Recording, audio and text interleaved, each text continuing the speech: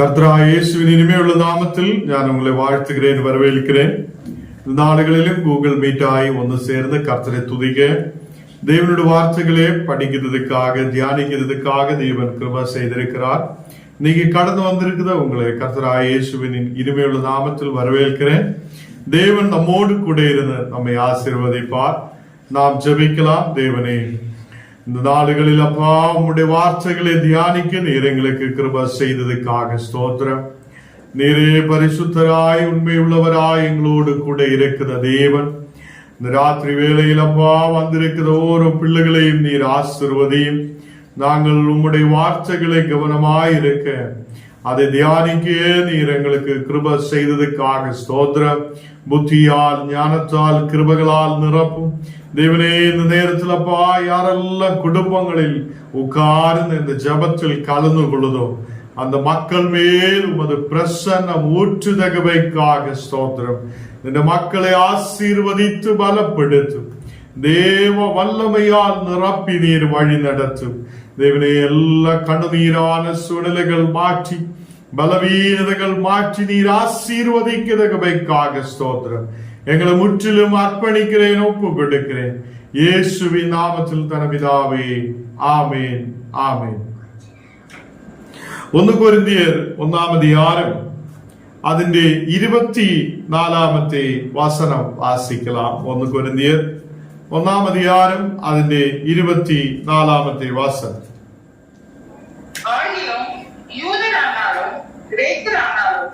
எவர்கள் அழைக்கப்பட்டிருக்கிறார்களோ அவர்களுக்கு கிறிஸ்து தேவ பலனும் தேவ ஞானமுமாய் இருக்கிறார். கிறிஸ்து தேவ பலனும் தேவ ஞானவுமாய் இருக்கிறார் என்று இங்கு வேதத்தில் நாம் பார்க்கிறோம். கர்த்தர் பிள்ளைகளே, போன நாடுகளில் எல்லாம் நாம் இந்த தேவ பலத்தையும் தேவ ஞானத்தையும் குறித்து படிக்கலாம் என்று சொல்லி, வசனத்திலிருந்து தியானிக்கலாம் என்று சொல்லி நாம் சொல்லப்பட்டிருந்திருக்கிறார். கர்த்தரால் அழிக்கப்பட்ட மக்களா இருக்குது நமக்கு தேவ பலனையும் தேவ ஞானத்தையும் கொண்டு கர்த்தர் நிரப்புகிறார். இந்த தேவ ஞானம் என்றால் என்ன? இந்த தேவனுடைய ஞானம் என்பது இந்த உலகம் கொடுக்குத ஒரு ஞானம் அல்ல. உலகத்திலிருந்து நாம் பெற்றுக்கொள்ளுதா, அதை நாளைக்கு அது காணாமலே போகுதா, அதை நாளைக்கு அழிஞ்சு போகுதா ஒரு ஞானம் அல்ல தேவனுடைய ஞானம். தேவனுடைய ஞானத்தை பெற்றுக் கொள்வதற்காக அநேகர் இன்னைக்கு விரும்புவது இல்லை. ஏனென்றால் நாம் என்ன குடிக்கும், என்ன சாப்பிடும், என்ன உடுக்கும் என்னுள்ளது மட்டும்தான் இன்னைக்கு கிறிஸ்தவ மக்களுக்கு இருக்கிறார். அநேகர் இந்த நாடுகளில் எழும்புகிறார், சாப்பிடுகிறார், வேலைக்கு போகிறார், திரும்பி வருகிறார், பணம் சம்பாதிக்கிறார். இவ்வளவுதான் நம்ம வேலை, ரொட்டீனா இந்த மாதிரி வேலைகள் தான் இருக்கிறார். தேவனுடைய ஞானத்தை பெற்றுக்கொள்ள நாம் நேரத்தை எடுக்கிறது இல்லை. தேவனுடைய ஞானம் அது மிக பெரியதா இருக்கிறது. தேவனுடைய ஞானம் பெற்றுக்கொள்ளுத ஒருவன் இந்த உலகத்தில் அநேக மக்களை நேட, அநேக மக்களுக்கு அந்த ஞானத்தை பகிர்ந்து கொடுக்க நமக்கு முடியும். அந்த ஞானம் என்றென்றைக்கும் நிலைநிற்கிறதாய் இருக்கிறது. கர்த்தர் பிள்ளைகளே, தேவனுடைய ஞானத்தை பெற்றுக்கொள்வதற்காக நாம் கொஞ்சம் நேரமாவது உட்கார்ந்து அதை வேதத்தை தியானிக்க நமக்கு முடியும் போது, வேதத்திலிருந்து நாம் ஆராய்ச்சி பண்ணும் போதுதான் கர்த்தருடைய ஞானம் நமக்கு பெருகுகிறார். அதை இந்த நாளுகளில் தேவன் நமக்கு ஞானத்தை கொடுத்திருக்கிறார். எப்படி கொடுத்திருக்கிறார்? தேவன் நம்மை அழைத்திருக்கிறார். அந்த அழைப்பின்படி கிறிஸ்துவினாலே நமக்கு ஞானம் உண்டாகுது. அதை நாம் ரட்சிக்கப்பட்டிருக்கிறார், கர்த்தரை தேடி இருக்கிறார், இயேசு நமக்கு எல்லா விடுதலை கொடுத்திருக்கிறார் என்று சொல்லி சும்மாவே உட்கார்ந்தா நமக்கு ஞானம் பெருக மாட்டோம். கர்த்தர் பிள்ளைகளை, இந்த நாளுகளில் தேவனுடைய ஞானம் மிக பெரியதாய் இருக்கிறது. 1 கொரிந்தியர் 3-ാം അധ്യായം അതിന്റെ 19-ാമത്തെ വചനം നാം വാസിக்கலாம்.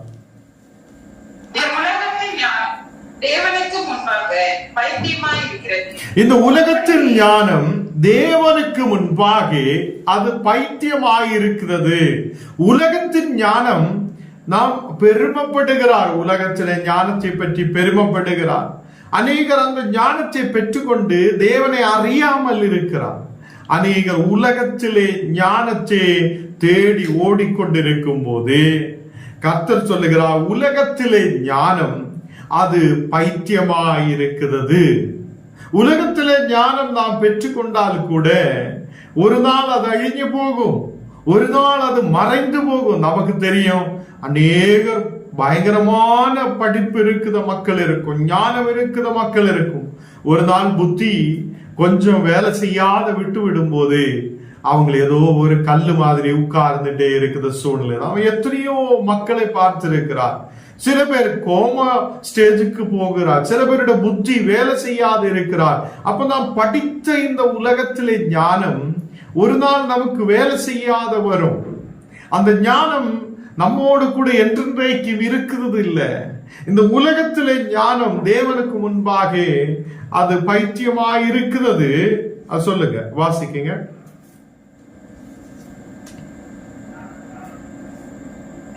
வாசிக்கலாம். 1 கொரிந்தியர் அந்த 3ஆம் அதிகாரம் 19ஆம் வசனம் வாசி. இவ்வுலகத்தின் ஞானம் தேவனுக்கு முன்பாக பைத்தியமாயிருக்கிறது. அப்படியே ஞானிகளை அவர்களுடைய தந்திரத்தினாலே பிடிக்கிறார்கள் என்றும். ஞானிகளே அவர்களுடைய தந்திரத்தினாலே பிடிக்கிறார் என்று. ஞானிகளுடைய சிந்தனைகள் வீணா இருக்கிறது என்று கர்த்தர் அறிந்திருக்கிறார். ஞானிகளுடைய சிந்தனை வீணா இருக்கிறது என்று கர்த்தர் அதை அறிந்திருக்கிறார். கர்த்தர் பிள்ளைகளே, இந்த நாளுகளில் ஞானிகளுடைய சிந்தனை அது வீணா இருக்கிறது. நாம் உலகத்திலே ஞானம் தேவனுக்கு முன்பாக அது ஒரு பைத்தியமாய் இருக்கிறது. கர்த்தர் பிள்ளைகளே, தேவனுடைய வார்த்தை நாம் முன்னாடி படிச்சிருக்கிறார், வாசிச்சிருக்கிறார். அது தேவனுடைய ஞானம் அது என்றென்றைக்கு நிலைநிற்கிறதா இருக்கிறது. இந்த உலகத்திலே ஞானம் ஒரு நாள் மறைந்து போகுதா இருக்கிறது. அப்போ நமக்கு எந்த ஞானத்தை நமக்கு தேவை? கிறிஸ்துவாகுத அந்த இரட்சகர் நமக்காக இந்த உலகத்தில் வந்திருக்கிறார். அந்த கிறிஸ்துவாகுத இரட்சகரிலூടെ நமக்கு ஞானத்தை கிடைக்கிறார். இயேசு நமக்கு அதை ஞானமாய் தேவ பக்தி கூட்டுத ஒருவராய் நம்மோடு கூட இருக்கிறார். கர்த்தர் பிள்ளைகளே, நாம் இயேசுவோடு கூட சேர்ந்து நிற்கும் போது இயேசுவினால் நமக்கு ஞானம் அதை பெற்றுக்கொள்ள முடிகிறார்.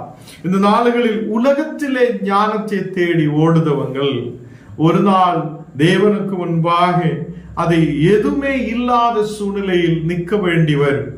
நம்முடைய உலகத்திலே ஞானம் நம்மை முன்னாடி கொண்டு போகிறது இல்லை, அது கொஞ்ச நாளத்தைக்கு தான் என்று நாம் நினைத்து பார்க்கட்டும்.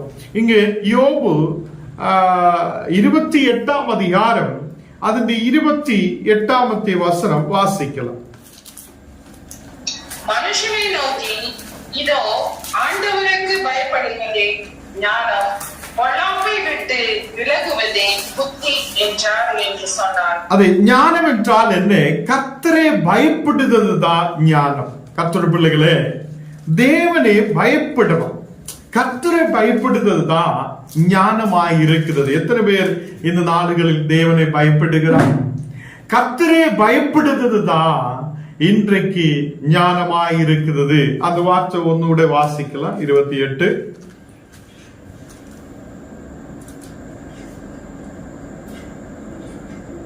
யோபு 28:28.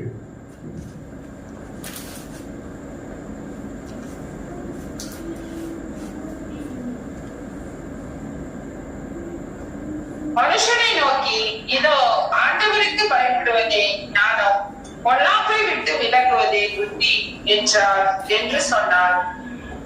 பொல்லாப்பை விட்டு திரும்புவதுதான் புத்தி என்று சொல்லி இருக்கிறார். கர்த்தர் பிள்ளைகளே, பொல்லாப்பை விட்டு திரும்பி நாம் கர்த்தரை பயப்பட்டு அவரோடு கூட ஆயிருக்கிறது தான் ஞானமாயிருக்கிறது. அதே இந்த நாடுகளில் நாம் கடந்து செல்லுத இடங்களில் நாம் போய்கொண்டிருக்கிற வழிகளை விட்டு திரும்பி, பொல்லாப்பான வழிகளை விட்டு திரும்பி, தோஷமாயிருக்கிற சூழ்நிலைகளை மாற்றி இந்த நாடுகளில் நாம் கர்த்தரோடு கூட கர்த்தருடைய பக்திக்குள்ள நாம் கடந்து வரணும். கர்த்தரை தேடுதலோடு, கர்த்தரை நாம் அதே அவரை புரியுதலோடு, அவரை தேடி அவரோடு கூட ஆயிருக்கிறதிலூടെ நமக்கு ஞானத்தை பெற முடிகிறார். நாம் அவரையே சார்ந்து இருக்கிற பிள்ளைகளாய் இருக்கும் போது, தேவனுக்கு முதல் முறையாய் அதை முதல் ஸ்தானமாய் வைக்கும் போது அவர் நமக்கு ஞானத்தை கொண்டு நிறைக்கிறவராய் இருக்கிறது. தேவனுடைய பிள்ளைகளை இந்த நாளுகளில் இங்க யோபுவில் சொல்லப்படுகிறது, நாம் கர்த்தரோடுள்ள அதே ஞானமுள்ள பிள்ளைகளாய் இருக்கணும் என்றால், தேவனுடைய பிள்ளைகளாய் இருக்கணும் என்றால், இன்றைக்கு நமக்கு தேவ பக்தி தேவையாய் இருக்கிறது. தேவனுடைய பக்தியோடு இருக்கிற மக்கள், தேவனுக்கு கீழ்ப்படிந்து இருக்கிற மக்கள் ஞானத்தை பெற்றுக்கொள்ள முடியும். இங்கே கர்த்தரையே பயப்படுவதுதான் அது ஞானமாய் இருக்கிறது. அப்ப நாம் இப்போ புரிஞ்சிருக்கிறார், ஞானம், தேவனுடைய ஞானம் என்றால் என்ன? கர்த்தரை பயப்படுவதுதான். கர்த்தரை பயப்படுவதிலூടെ தேவ ஞானம் பெருகுகிறார். நிறைய பிள்ளைகளுக்கு இன்னைக்கு தேவனை பயப்படுதல் இல்லை. இன்னைக்கு அப்பா அம்மா நல்லா இருக்கும், தேவ பக்தியோடு இருக்கும். பிள்ளைகளுக்குள்ள தேவ பக்தி, தேவனை பயப்படுதல் இன்னைக்கு இல்லை. இந்த நாடுகளில் நாம் அவரை தேவ பக்திக்கு நேராய் கொண்டு வரணும். தேவனை பயப்படுதலில் அவங்களுக்கு ஞானம் பெருகுவார் என்று அவங்களுக்கு சொல்லிக் கொடுக்கணும்.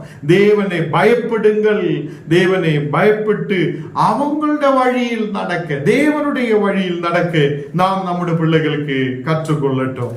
அதை இங்கே நமக்கு வசனத்திலிருந்து வாசிக்கலாம். 16 கூட வாசிக்கலாம்.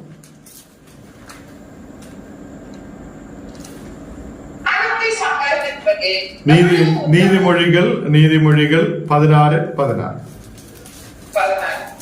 பொன்னை சம்பாதிப்பதிலும் ஞானத்தை சம்பாதிப்பது எவ்வளவு உத்தமம், வெள்ளியை சம்பாதிப்பதிலும் புத்தியை சம்பாதிப்பது எவ்வளவு மேன்மை. இங்கே நம்ம உலகத்திலே ஒரு பொருளை, பொன்னை சம்பாதிக்கிறதிலும் எவ்வளவு மேன்மை ஏறியதாய் இருக்கிறார் ஞானத்தை சம்பாதிக்கிறது. கர்த்தருடைய பிள்ளைகளை, ஞானத்தை சம்பாதிக்கிறது அவ்வளவு மேன்மையான ஒரு விஷயம். எந்த ஞானம் சம்பாதிக்கணும்? தேவனுடைய ஞானத்தை நாம் சம்பாதிக்கணும். தேவனுடைய ஞானத்தை சம்பாதிக்கிறது இந்த உலகத்திலே பொன்னோ பொருளோ, அது இந்த உலகத்திலே பெருமையான விஷயங்களை காட்டிலும் அது தேவனுடைய ஞானம் பெரியதாய் இருக்கிறது, எவ்வளோ நல்லதாய் இருக்கிறது, எவ்வளோ மேன்மையானதாய் இருக்கிறது. அப்போ இன்னைக்கு எனக்கும் உங்களுக்கும் என்ன தேவை? அநேகர் சொல்லும், எனக்கு பொன் இல்லை, பொருள் இல்லை, உலகத்திலே எதுவுமே இல்லை ஆண்டவரே என்று சொல்லும் போதும், எனக்கும் உங்களுக்கும் அதை இந்த உலகத்திலே பொன்னை காட்டிலும் பெரிய செல்வங்களை காட்டிலும் தேவன் மேன்மையானது, நல்லது நமக்கு கொடுத்திருக்கிறார். அதுதான் தேவனுடைய ஞானம். தேவனுடைய ஞானம் நம்மோடு கூட இருக்கும் போது, அதை பெற்றுக்கொண்ட பிள்ளைகளாய் நாம் மாற்றப்படும் போதுதான் இந்த உலகத்தில் என்றென்றைக்கு நிலநிற்கிறதா அந்த பிள்ளைகளாய் நமக்கு மாற முடியும். கர்த்தருடைய பிள்ளைகளே, இந்த நாளுகளில் இங்கே அதை நீதிமொழிகளில் சொல்லப்படுகிறார், அதை பொன்னை காட்டிலும் ஞானம் நீங்க சம்பாதிங்கள், ஞானத்தை பெற்றுக்கொள்ளுங்கள், அது உங்களுக்கு மிகுந்த அதை நல்லதாய் மிகுந்ததாய் இருக்கிறது, அதை மிகவுற்றதாய் இருக்கிறது என்று சொல்லுகிறார். அங்கே வெள்ளியை காட்டிலும் அதை நீங்க விவேகம் உள்ளவராயிருங்கள் என்று சொல்லுகிறார். இந்த நாடுகளில் நாம் அதை கர்த்தருடைய ஞானத்தை பெற்றுக் கொள்ளும் போது இந்த உலகத்தில் விவேகமுள்ள பிள்ளைகளாய், தேவனுடைய அறிவை பெற்றுக்கொள்ள பிள்ளைகளாய் நாம் மாற்றப்பட முடியும். அப்ப இந்த உலகத்திலே ஞானம் நமக்கு தேவையா? அது இந்த தேவனுடைய ஞானம் நாம் சம்பாதிக்கணுமா என்று நாம் சற்று யோசித்து பார்க்கட்டும். கர்த்தர் பிள்ளைகளே, இந்த நாடுகளில் நாம் கொஞ்சம் இந்த உலகத்திலே ஞானத்தை பெறுவதற்காக ஓடுவதிலும் அதிகமாக நாம் தேவனுடைய அதை ஞானத்தை பெற்றுக்கொள்வதற்காக நேரத்தை ஆயத்தப்படுத்துங்கள். அப்போ அது இந்த உலகத்திலே பொன்னை காட்டிலும் வெள்ளியை காட்டிலும் அது மேன்மையும் மிகுந்த நல்லதுமாய் இருக்கிறது. அதை பெற்றுக்கொள்ள ஞானம் நீங்களும் முன்னாடி கடந்து வரட்டும். அப்போ இந்த நாடுகளில் தேவனுடைய ஞானம் என்றால் என்ன என்று நாம் பார்த்திருக்கிறார். இந்த உலகத்திலே எல்லா மக்களும் விரும்பி வாங்குத ஒண்ணுதான் பொண்ணு. அந்த பொண்ணை காட்டிலும் மேன்மையானது என்று சொல்லும் போது நாம் எவ்வளோ அந்த ஞானத்தை பெறுவதற்காக முன்னாடி வரணும். நாம் ஞானத்தை பெற்றுக் கொள்வதற்காக, தேவனுடைய ஞானத்தை பெற்றுக் கொள்வதற்காக முன்னாடி கடந்து வரணும். அது இங்க நீதிமொழிகள் 9 അതിന്റെ 9ാമത്തെ വചനം വാസിക്കണം. ஞானமுள்ளவனுக்கு போதகம் பண்ணு, அவன் ஞானத்தில் தேர்வான். நீதிமானுக்கு உபதேசம் பண்ணு, அவன் அறிவில் விருத்தி அடைவான். ஞானம் ഒന്നുകൂടെ വാസിக்கலாம். 9ാമത്തെ വചനം. ஞானமுள்ளவனுக்கு போதகம் பண்ணு, ஞானமுள்ளவனுக்கு போதகம் பண்ணு, அவன் ஞானத்தில் தேர்வான். அவன் ஞானத்தை தேர்வாரோ, அவன் ஞானத்தில் பெருகி வருவான். கர்த்தருடைய பிள்ளைகளே, நாம் ஞானமுள்ளவனே திருப்பியும் அவனை போதகம் பண்ணி அவனுக்கு வசனத்தை சொல்லிக் கொடுத்து அவனை இனியும் போதகம் பண்ணி முன்னாடி கொண்டு வரும்போது அவனுடைய ஞானம் பெருகுவான். அப்ப சில இடத்தில் வேதத்தில் நமக்கு பார்க்க முடியும், புத்தி இல்லாதவனுக்கு நம்ம போய் அது செய் இது செய் அப்படி போ இப்படி போன்னு சொல்லி அவன் போக மாட்டேன். நம்ம 2-3 நாள் சொல்லி பார்க்கணும். அதுக்கப்புறம் அது சொல்லி இது கேட்டுலன்னா என்ன பண்ணணும், நம்ம விட்டு விடணும்.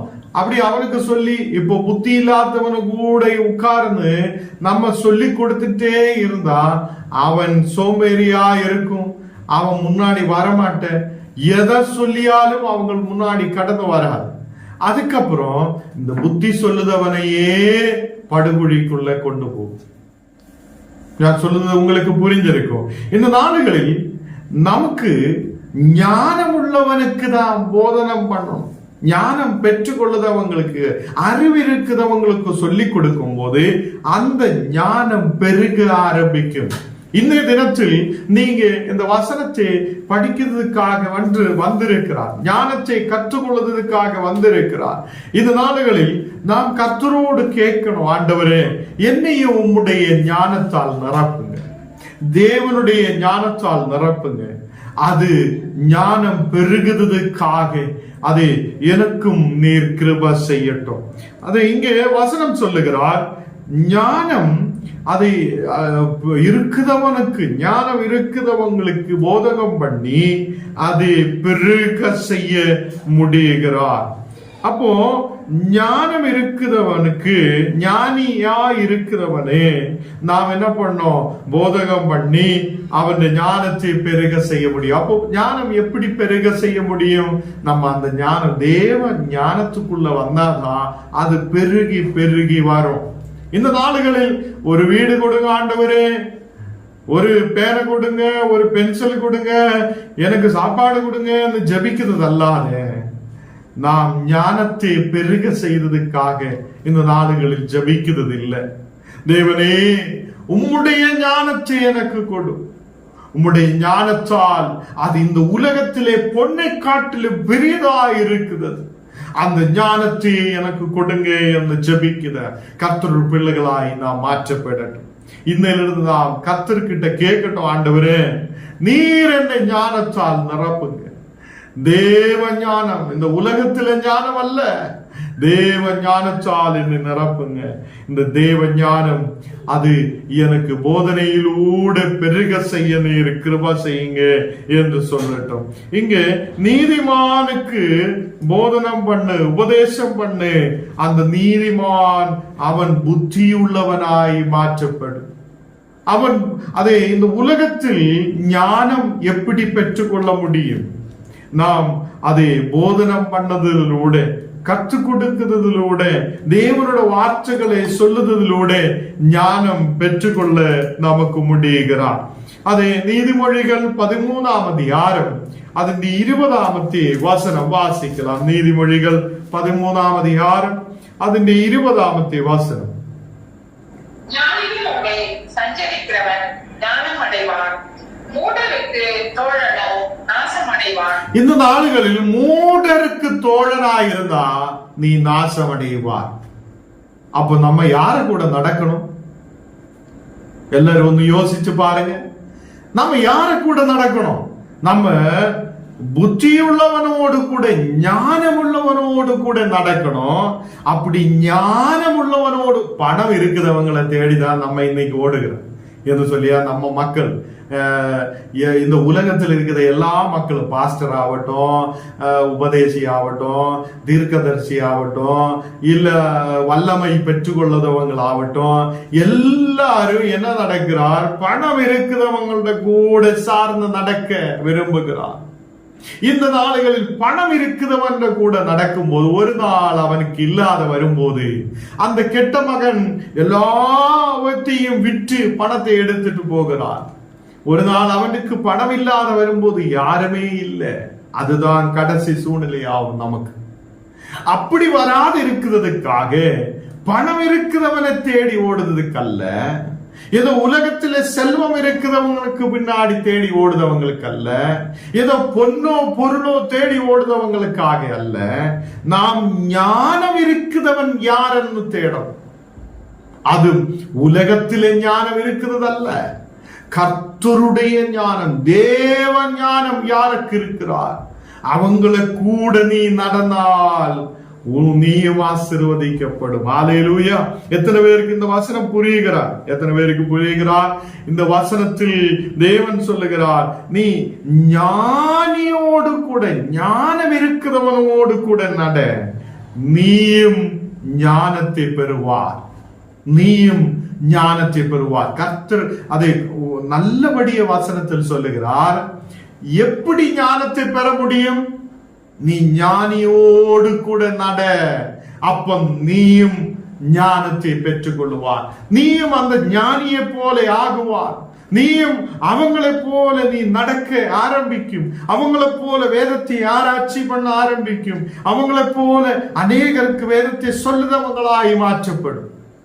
இன்னைக்கு ஊழியத்துக்கு கூப்பிட்டா நமக்கு ஊழியத்துக்கு போகலாமா என்று கேட்டா எல்லாரும் சொல்லும், ஐயா எங்களுக்கு அந்த வேலை இருக்குது, எங்களுக்கு இந்த வேலை இருக்குது, நான் அங்க போனோம், நான் இங்க போனோம்னு சொல்லிட்டு போவதவங்க அநேகர். நான் நிறைய பேரை ஊழியத்துக்கு கூப்பிட்டு இருக்கிறார். நமக்கு ஊழியத்துக்கு முன்னாடி போகலாம், என்ன கிடைக்கும் ஐயா என்று சொல்லியா பணத்தை தான் எதிர்பார்க்கிறார். என்ன பணம் கிடைக்கும் என்று எதிர்பார்க்கிறார். அங்கே எனக்கு எவ்வளவு ஞானத்தை கிடைக்கும் என்று நாம் எதிர்பார்க்கணும். தேவனுடைய ஞானம் அந்த ஞானியோடு கூட சேர்ந்து கடந்து செல்லும் போது நீயும் ஆசீர்வதிக்கப்படுவனாய், நீயும் ஞானியாய் மாற்றப்படுவார். தேவனுடைய ஞானம் மிகுந்ததாய் இருக்கிறது. அப்ப இன்னையிலிருந்து ஞானிகளும் எப்படி முன்னாடி தேடணும்? ஞானியாய் இருக்கிற தேவனுடைய பிள்ளைகளை தேடுங்க. கர்த்தருடைய ஞானம் இருக்கிறவங்களை தேடுங்க. அவங்கள கூட நடையுங்க. நீங்களும் ஞானிகளாய் மாற்றப்படும். இல்லாவிட்டால் அது மூடனா இருக்கிறவன். அது 20ஆம் வசனம் ஒன்னோட வாசிக்கலாம். 20. சஞ்சரிக்கிறவன் ஞானம் அடைவான், மூடருக்கு தோழனோ நாசமடைவான். மூடருக்கு தோழனோ. நமக்கு தெரியும் இன்னைக்கு உலகத்தில் தண்ணி அடிச்சிட்டும் பீடி பிடிச்சிட்டும் அது எப்படி வேணாலும் வாழ்க்கை நடக்குதுன்ற கூட அநேகர் இருக்கும். எல்லாருக்கும் புரிஞ்சிருக்கும், விஷயங்கள் புரியுதுன்னு நினைக்கிறேன்.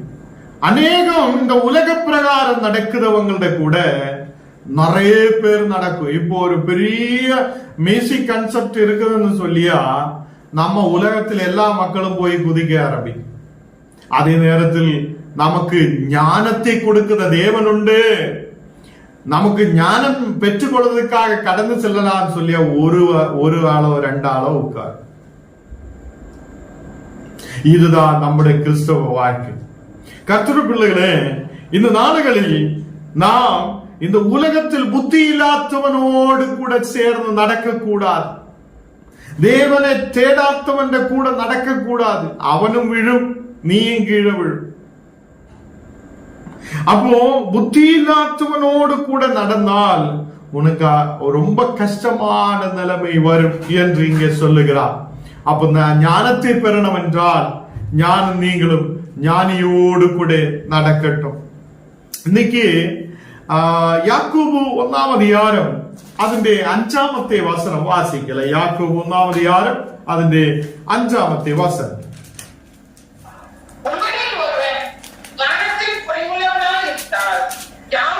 சம்பூர்ணமாய் கொடுக்கிறவரும் ஒருவரையும் கடிந்து கொள்ளாதவருமாகிய தேவனிடத்தில் கேட்கப்படவன், அப்பொழுது அவனுக்கு கொடுக்கப்படும். இங்கே ஞானம் எப்படி சம்பாதிக்கலாம் என்று சொல்லி தேவனுடைய வார்த்தை சொல்லப்படுகிறார். கொஞ்சம் ஸ்லோவா நிப்பாட்டி வாசிக்கலாம். உங்களில் ஒருவன் ஞானத்தில் குறைவுள்ளவனாயிருந்தால் யாவருக்கும் சம்பூர்ணமாய் கொடுக்கிறவரும் ஒருவரிலும் கடிந்து கொள்ளாதவருமாகிய தேவனிடத்தில்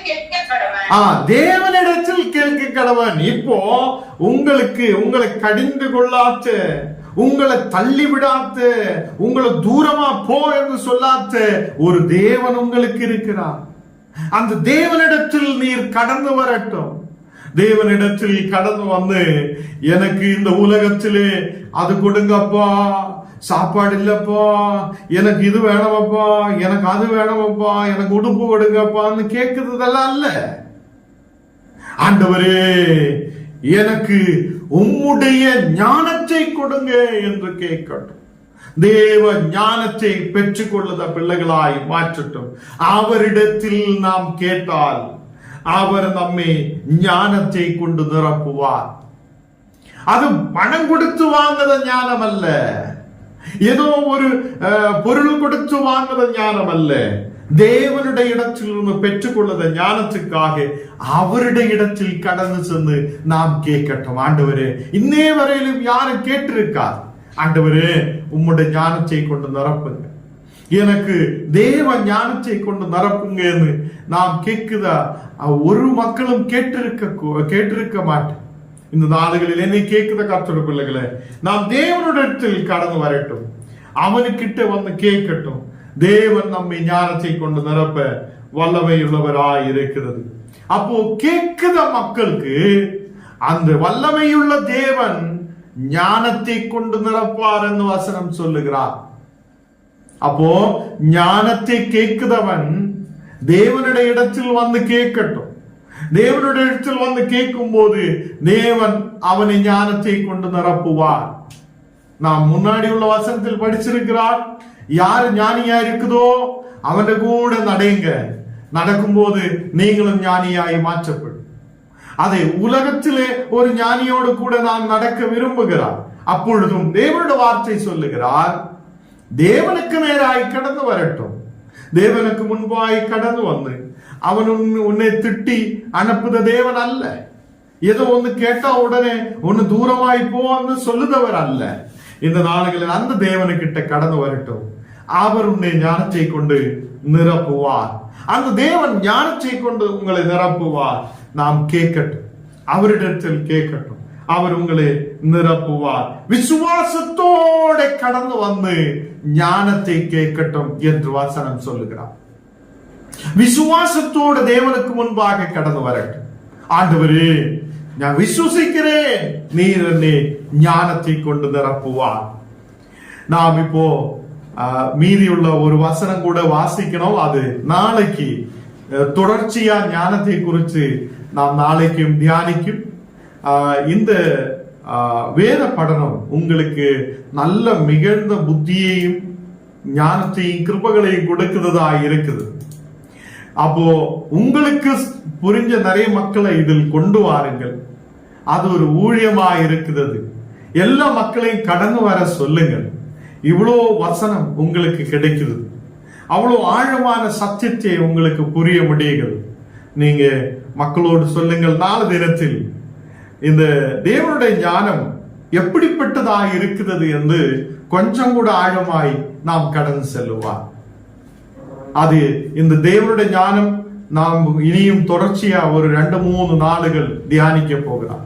கர்த்தருடைய பிள்ளைகளே, இப்படி நாம் ஆழமாய் வசனத்தை புரியும் போது, இன்னைக்கு நான் நினைக்கிறேன் எல்லாருக்கும் கொஞ்சம் கூட ஆழமாய் இந்த வசனத்தை புரிந்திருக்கிறார். தேவனுடைய ஞானத்தை கேட்க நீங்க ஆயத்தப்படுங்க. நாம் அது நம்முடைய சபைகளில் எல்லாம் கடந்து செல்லும் போது கர்த்தர் உன்னை ஆசீர்வதிப்பார், கர்த்தர் அது கொடுப்பார் இது கொடுப்பார் என்று சொல்லுறது அல்லாத ஞானத்தை பெற வழி சொல்லுறது இல்லை. இந்த நாடுகளில் தேவனுடைய ஞானத்தை பெற்றுக்கொள்வதற்காக தேவனுடைய கடந்து வரட்டும், அவனிடத்தில் கேட்கட்டும். அவர் நம்மை ஞானத்தை கொண்டு நிரப்புதா உண்மையுள்ள தேவனாய் இருக்கிறது. கர்த்தர் பிள்ளைகளே, ஞானத்தை பெற்றுக்கொள்ளும் போது நாம் முன்னாடி நடக்க முடியும். இந்த உலகத்தில் சகலதும் கர்த்தர் நமக்கு கொடுப்பார், கொடுக்க மாட்டேன் என்று அல்ல. பட் நீங்களும் கர்த்தரை ஆராதிக்க வரும்போது தேவனுடைய ஞானத்தை பெற்றுக் கொள்ளுங்கள். அது உங்களை என்றென்றைக்கு நடத்துதா பெரிய ஞானமாய் இருக்கிறது. அது உலகத்திலே பொன்னை காட்டிலும் அது மிகழ்ந்ததாய் நல்லதாய் இருக்கிறது. அந்த தேவனுடைய ஞானத்தை நாம் பெற்றுக்கொள்ளலாம். இன்னிலிருந்து அதுக்காக எல்லாரும் ஜெபிக்கட்டும். கர்த்தர் உங்களை ஞானியாய் மாற்றுவார், கர்த்தர் உங்களை வல்லமை உள்ளவராய் மாற்றுவார். நீங்க அநேகருக்கு ஞானத்தை பகர்ந்து கொடுக்கிறவங்களாய் கர்த்தர் உங்களை எடுத்து பயன்படுத்துவார். எல்லாரும் கண்ணுகளை மூடலாம், நாம் ஜெபிக்கலாம். ஆண்டவரே, இந்த ராத்திரி வேளையில் அப்பா உம்முடைய பிரசன்னத்தால் நீர் எங்களை நிரப்புதகமைக்காக ஸ்தோத்திரம். தேவ ஞானத்தை கொண்டு நீர் நிரப்புங்கப்பா. நாங்க உம்முடைய பாதத்தில் அமர்ந்திருக்கிறேன் தேவனே. இந்த நேரத்தில் நீர் எங்களை ஞானத்தை கொண்டு, தேவ ஞானத்தை கொண்டு நிரப்புங்கப்பா. அநேக வார்த்தைகளை நாங்கள் தியானிச்சிருக்கிறார். உம்முடைய இடத்தில் கடந்து வந்து உம்முடைய பாதத்தில் உட்கார்ந்து ஆண்டவரே நாங்கள் கேட்கும் போது நீர் எங்களை ஞானத்தை கொண்டு நிரப்புவார் என்று சொல்லின தேவனே, இந்த நாடுகளில் எங்களை ஞானத்தை கொண்டு நிரப்புதகவைக்காக ஸ்தோத்திரம். இன்னைக்கு வசனத்தை கேட்கிற ஓரோ பிள்ளைகளுடைய மேலும் தெய்வீக ஞானம் இறங்கி வருதகவைக்காக ஸ்தோத்திரம்.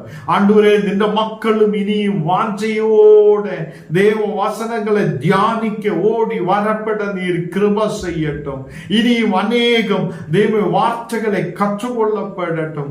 முன்னாடி கடந்து வர நீர் கிருபை செய்ததுக்காக ஸ்தோத்திரம். இந்த தினத்தில் அப்பா கடந்து வந்த ஓரோ மக்களையும் நீர் ஆசீர்வதியும். இந்த வசன யூடியூபிலோட பார்த்து கொண்டிருக்கிற அநேக மக்கள் உண்டு. அந்த மக்களை நீர் தொடுதகவைக்காக ஸ்தோத்திரம். ஆண்டவரே, எல்லா மக்களையும் நீர் குணமாக்குத தேவன், ஆசீர்வதிக்குத தேவன். நாங்கள் எப்படி நடக்க வேண்டும் என்றும் யார் கூட நடக்க வேண்டும் என்றும் நீர் கற்றுக் கொடுத்திருக்கிறதகவைக்காக ஸ்தோத்திரம். இன்னையிலிருந்து பொல்லாத வழிகளை விட்டு திரும்பி, நாங்கள் பொல்லாத மனிதர்களை விட்டு திரும்பி ஆண்டவரோடு கூட சேர்ந்து நிற்கிற பிள்ளைகளோடு பயணம் பண்ண தேவனே நீர் கிருபை செய்ததுக்காக ஸ்தோத்திரம். இந்த நாடுகளில் எல்லா மக்களையும் நீர் பலப்படுத்தி ஆசீர்வதியும். ஆண்டவர், எல்லா தேவைகள் சந்திக்கிற தேவன் நீரப்பா. நீர் எங்களோடு கூட இருந்து வழி நடத்தும். நாளை தினத்தில் எல்லா மக்களும் கடந்து வர நீர் கிருபை செய்யும். இயேசுவின் நாமத்தில் தன பிதாவே.